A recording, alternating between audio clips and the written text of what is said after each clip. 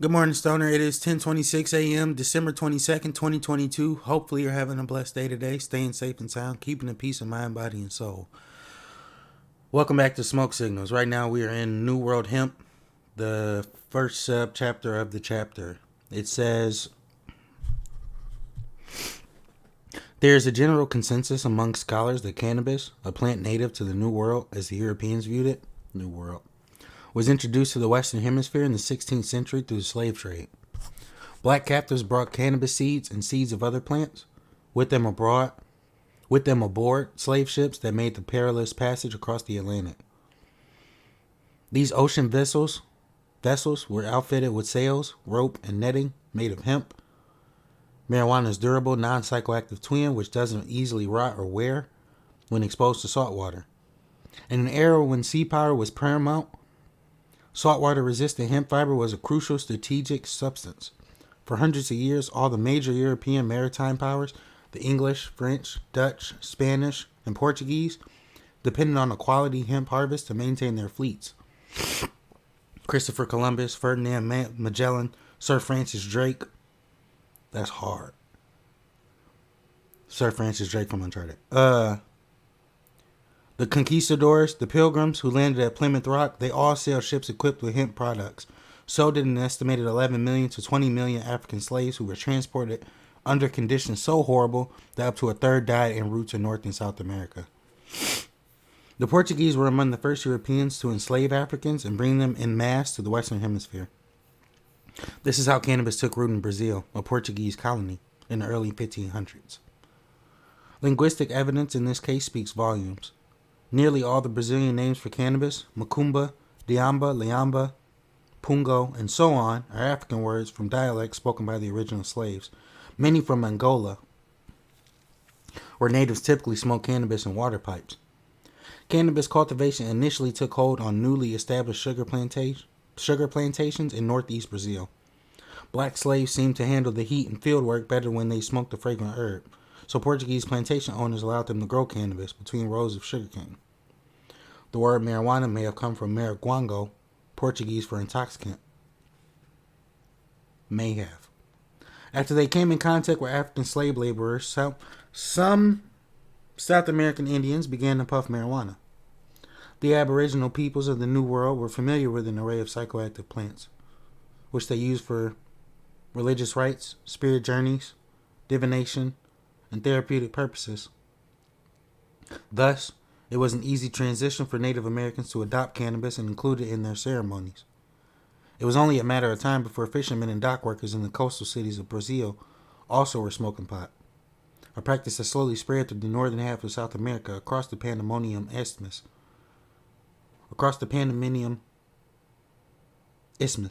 and into Mexico.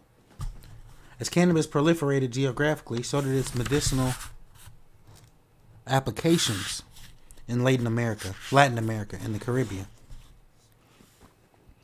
Tea made from boiled marijuana leaves was brewed to relieve rheumatism, colic, female troubles, sleep disorders, and other common complaints. Marijuana purportedly had an analgesic effect on toothaches when packed on the gums near the painful area. Leaves soaked in alcohol and wrapped around swollen joints were said to help arthritis. This is hemp they talking about.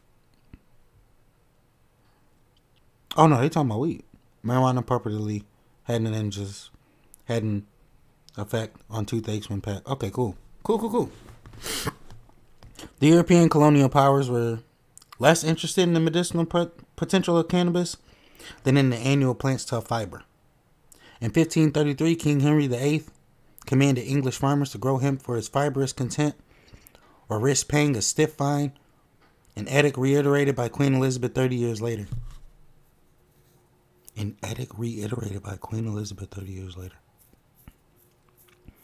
So basically, King Henry did it, and then Queen Elizabeth was like, for sure, we're going to keep doing it. Wow. Similar measures were enacted in England's North American colonies. In 1619, 8 years after colonists first planted hemp in Jamestown, the Virginia Assembly passed a law requiring every household in the colony to cultivate the plant because it has so many beneficial uses. for making fabric, paper products, cord, and other items. Some of the earliest pioneers in North America were contracted to grow fiber hemp in exchange for safe transit to the New World.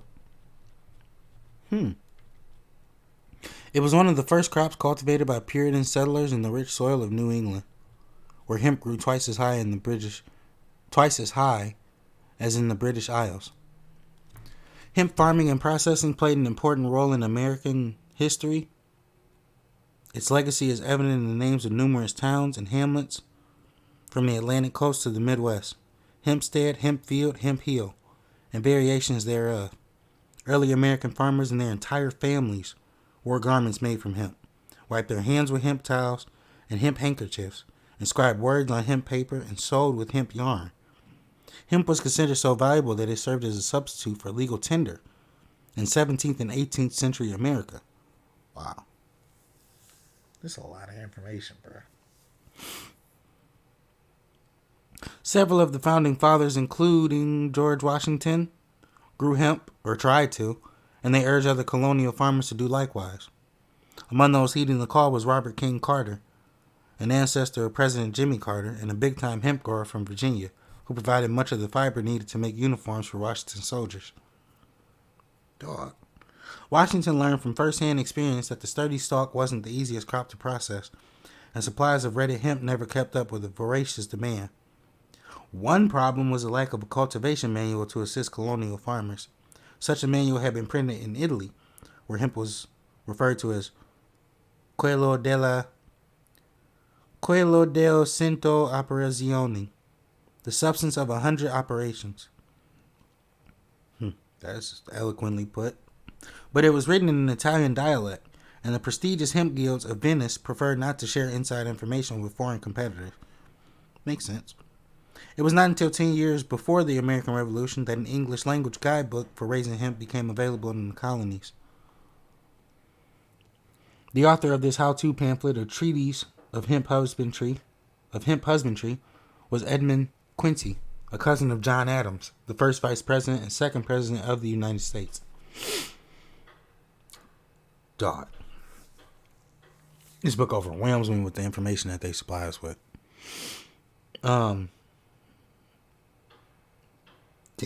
George Washington was a close friend of the Quincy Adams clan, and he surely knew of the Grow Guide.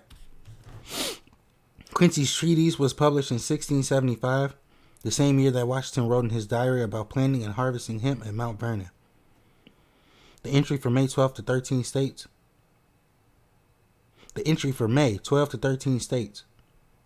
Sold hemp at Muddy Hole by Swamp. And the notation on August 7th reads, began to separate the male from the female hemp, rather too late.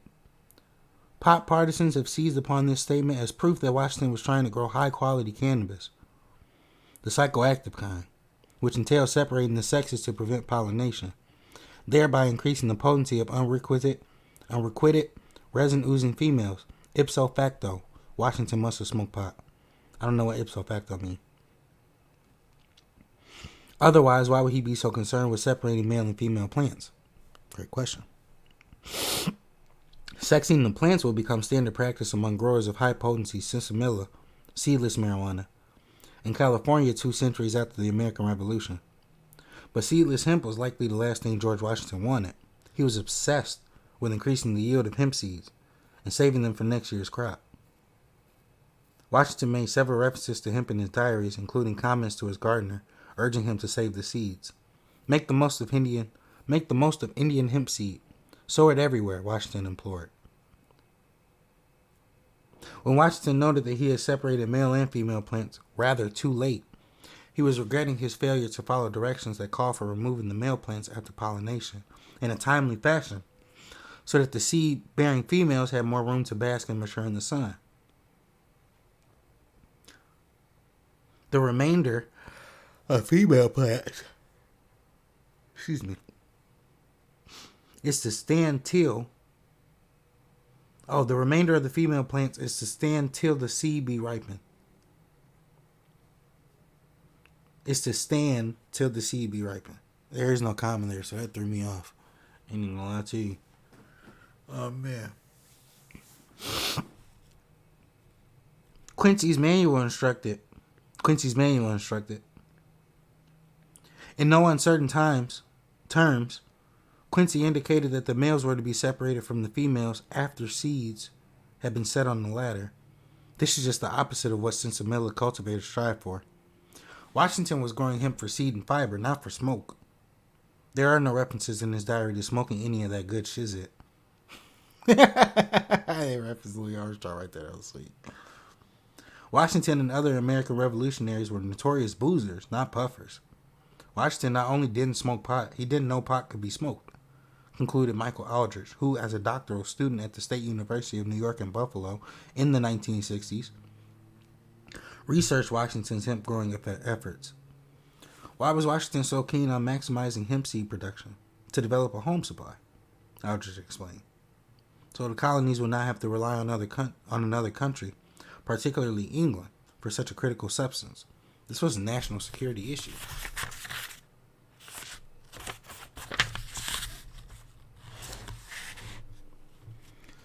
The founding fathers didn't have to read tea leaves or hemp leaves to predict that war with Britain was approaching. Prior to the much celebrated Boston Tea Party, hemp had already become a source of tension between the colonies and the mother country. One of the first ways the Americans asserted their independence was by refusing to send raw hemp fiber back to Britain. Instead, the Americans began to process hemp themselves in defiance of the Crown, which offered a lucrative price for every bale delivered from the colonies. Thanks but no thanks, hemp entrepreneur Benjamin Franklin told the British ever so diplomatically the Americans needed all the hemp they could get their hands on. Franklin owned a mill that converted hemp pulp into paper that American patriots used to propagate their seditious ideas of liberty. So he used to write on. Thomas Paine hyped hemp and common sense, his influential clarion call for independence that persuaded many Americans to support the revolution. Paine cited the fact that hemp flourishes in the colonies, providing a homegrown source of paper, clothing, rope, linen, oil, and other essentials, as an argument to convince the colonists that they could successfully secede from Britain. Without enough hemp, revolutionary forces would not have prevailed.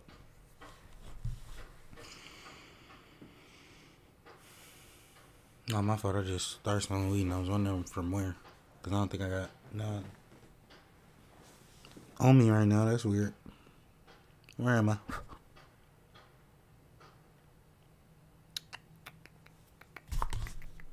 My fault. I just lost my place. Oh, without enough hemp, revolutionary forces would not have prevailed. Patriotic wives and mothers organized spinning bees with hempen thread to clothe the revolutionary army. The first American flags were made from hemp cloth. Thomas Jefferson penned the original draft of the Declaration of Independence on Dutch hemp paper. Jefferson's second draft, also inscribed on hemp paper, was ratified on July 4, 1776, and then copied onto animal parchment. Jefferson not only raised and praised hemp, which he strongly favored over pernicious tobacco as a cash crop, he went to great lengths, unbeknownst to the British, to procure different varieties of hemp seed from abroad. The greatest service which can be rendered by any country is to add a useful plant to its culture. What? The greatest service to which can be rendered by any country is to add a useful plant to its culture, wrote Jefferson, the hemp seed smuggler. Nice. In 1803, President Jefferson presided over the Louisiana Purchase, one of the largest land deals in history, whereby the United States paid France approximately $15,002.5 per acre for more than 800,000 square miles of North American territory. At the time, Napoleon, the French emperor, desperately needed money to finance a military thrust to cripple the British Navy by cutting off hemp supplies from Russia. Then, the world's leading exporter of this hardy fiber. Russia was the world's leading exporter of this hardy fiber, hemp, at the time. British designs on securing access to hemp were also a factor in the War of 1812. Long before oil wars, nations fought over hemp, the plant that fueled international maritime trade and imperial expeditions by providing the best raw material for sails to harness wind power. The domestic hemp industry prospered during the early days of the American Republic, in large part because black slaves were utilized to plant, harvest, and process the crop. It was arduous, backbreaking work, uprooting the hemp, pounding the tenacious husk, extracting the slippery raw fiber, and making it usable. So prized was hemp that some plantation owners even paid wages to slaves to encourage production. As the frontier moved westward, farmers established vast hemp growing operations in Missouri, Mississippi, and especially Kentucky, where hemp was known as a nigger crop. Can I say that? It was known as an N-word crop because of its association with slaves who worked the land. That's actually wild. No matter where you go, God. Black people get attached to anything that's automatically deemed like the worst thing in the world. That's so sad. After serving 2 terms as president, Jefferson retired to his Virginia estate in 1809 to raise fiber hemp, among other crops, with the help of his slaves. Okay. So Jefferson had slaves too. Cool. I feel like everybody at that time had slaves. I'm not even gonna lie to you. He eventually abandoned this project because it was too labor intensive. Hemp is abundantly productive and will grow forever in the same spot, he acknowledged after his 1815 harvest. But breaking and beating it, which has always been done by hand, is so slow, so laborious, and so much complained of by our laborers that I have given it up. By mid-century, hemp was America's 3rd largest crop, exceeding only by cotton and tobacco. Seeking to boost his fiber-making capacity, John Augustus Sutter, a Swiss immigrant, E-M-I-G-R-E apostrophe on the E's, acquired a hemp thrashing machine from Fort Ross, a Russian trading post in Northern California. Gold was subsequently discovered at Sutter's Mill by the American River in California. Gold was subsequently discovered at Sutter's Mill by the American River in California on land where hemp grew. The news touched off an overnight stampede in 1849. As prospectors rushed in, manic for mineral wealth. Some made the journey overland to the Pacific in horse-drawn wagons covered with hemp canvas. Is that what them carriages is? You know, you got your wagon and then you got that thing of paper on top of it. Is that hemp? Oh my gosh. Okay. If I'm thinking right, that might be that, bro. Wow. In America's Wild West, lynch mobs dispensed frontier justice using the hemp collar, otherwise known as the hangman's noose. What?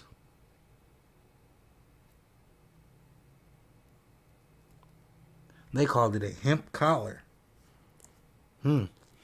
More than 100 years later, cannabis cultivation would precipitate another gold rush of sorts in Northern California as marijuana, the high resin type, blossomed into the Golden State's most lucrative agricultural crop, boasting a multi-billion-dollar annual yield despite its proscribed status.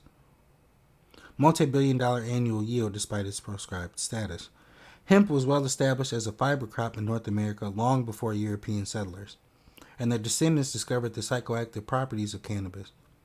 As new technologies, most notably the cotton gin and the steamship, eclipsed the urgency for hemp fiber, the resilient plant appeared in another guise, as a medicine for a wide range of infirmities.